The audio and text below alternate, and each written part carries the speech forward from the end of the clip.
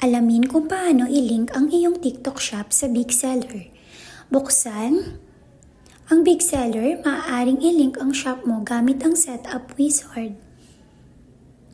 Pindutin ang TikTok shop at mga integration. Hanapin ang TikTok shop sa bagong tindahan dito.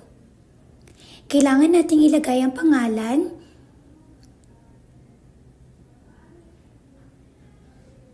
then i-connect.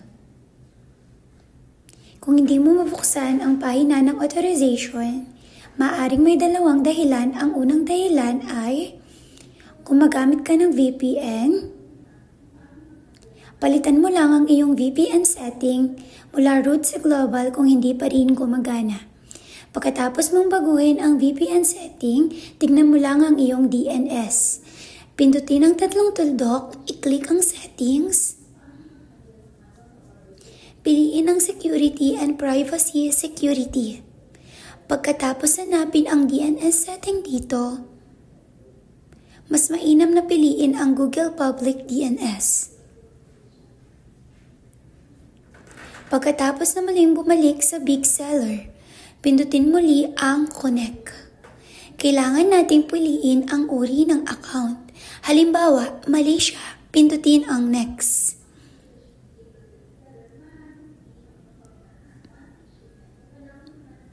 Dahil na-link ko na ang aking TikTok shop sa account, ito dati madidirekta ako sa pahinang ito.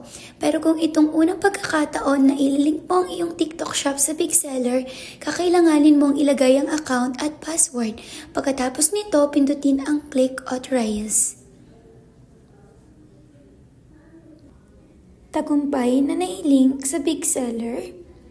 Yan lamang po tungkol sa video na ito. Maraming salamat.